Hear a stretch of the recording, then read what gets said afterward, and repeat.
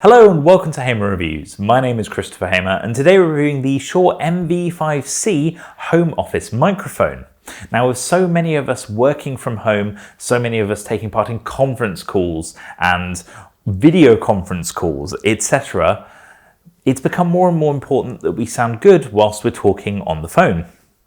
This looks to fill a bit of a gap in the market between those really expensive, high-quality podcast-style microphones and the standard headsets that most of us use. In fact, on a day-to-day basis, I personally use a Jabra Evolve 40 headset. It's the one I've reviewed on the channel, little link above, and it's a great headset, but the microphone does leave a little bit to be desired. This fills that gap because the sound that this delivers is so close to those amazing podcast microphones you might have seen before. So I'm pretty sure it's the Shure MV7 series that's like the podcast mic. And this delivers so much of that big, bold sound in a tiny little package like this on its own little aluminium stand. The mic here is actually plug and play, so it uses micro USB. It comes with a USB-A cable and the USB-C cable, so you can plug it into any device, whether it's a Windows or a Mac, and you can plug that into your USB and it will just work. Your Mac or PC will recognize it. Now, in the case of my Mac, it didn't actually automatically select it as the correct input. I had to do that manually, but on my PC, it did it automatically. Even it went so far as to make it the default mic in Zoom when I plugged it in, which was great.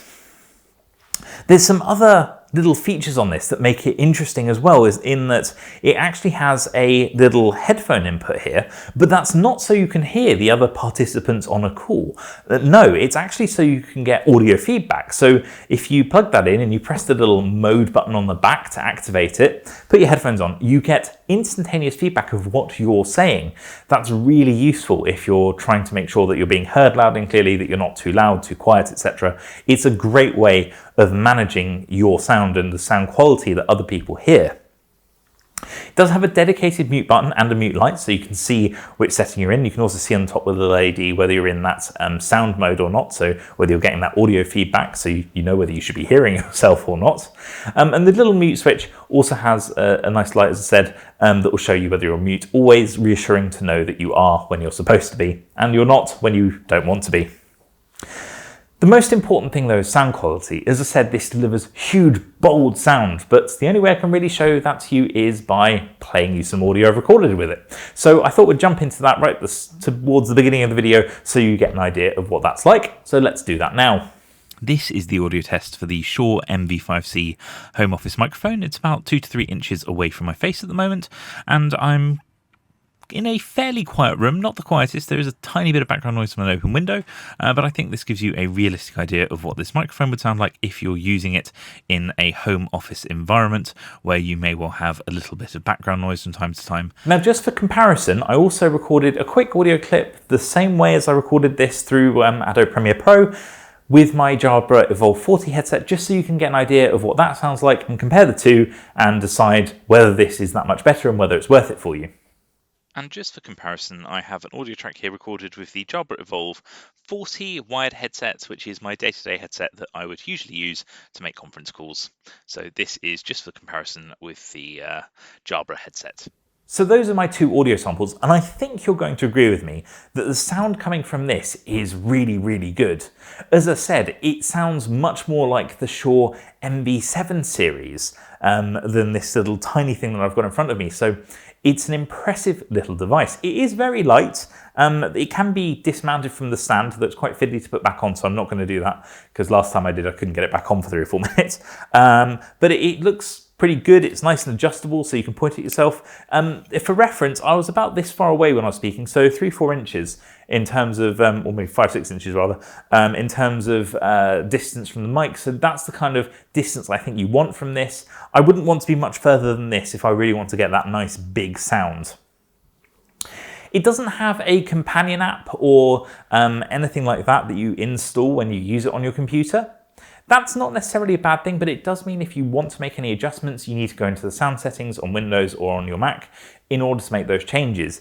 I think it would have been nice if Shure had developed an app for this, just so you can change the settings, keep an eye on what's going on, etc. But alas, they haven't, so you will need to use the Windows settings.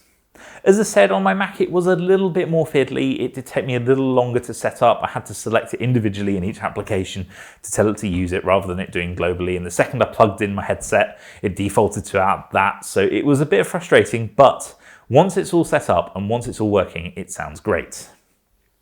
You might think, but wait, this is overkill. Like for my conference calls, this is not something I need. I mean, it does cost over £100. But where I think this really shines is if you need to present on camera, whether it's for a virtual conference, a virtual event, a pitch. I don't know what situation you might be in, but when you have an important meeting, this is the microphone I would want to be using because the sound is that much better, you're heard that much more clearly, you have that presence that you get from a good quality microphone. And I think it makes a big difference in how you're actually perceived by others listening to you. If you're on a crappy tinny microphone built into your laptop, it's not going to come across as well as using something like this. It will make a difference. I'm not telling you have to go out and buy this, but I think that there are some benefits to using it over even a conference call headset. As I said, it comes with those two cables, the stand and the little microphone itself. It's a very sort of pared down package. You can see by the size of the box, it's not huge. There's no real instructions as such. There's a couple of guides and they tell you where the buttons are. I mean, there's also a volume switch hidden on the top as well. So it's pretty comprehensive in terms of how it's laid out. It's easy to use. And I think that's a good thing because when you're taking part in a live event, the last thing you want to be thinking about is, oh, have I got everything clicked correctly on the settings on this microphone or not? And it'll put you off. Whereas this, plug and play, choose whether you want the audio feedback or not, and have the mute button, and that is it. Overall, I really like this microphone. I think it's a good product, and I think it has a very specific purpose, but it fulfills that purpose very well. That's pretty much all I have to say about it. I do recommend it. I think it is interesting. If you have any more questions, pop them into the comment section below. I'd be happy to help.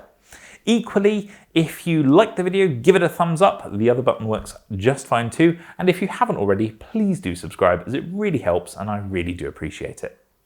Thank you very much for watching and I do hope I see you again next time. Goodbye.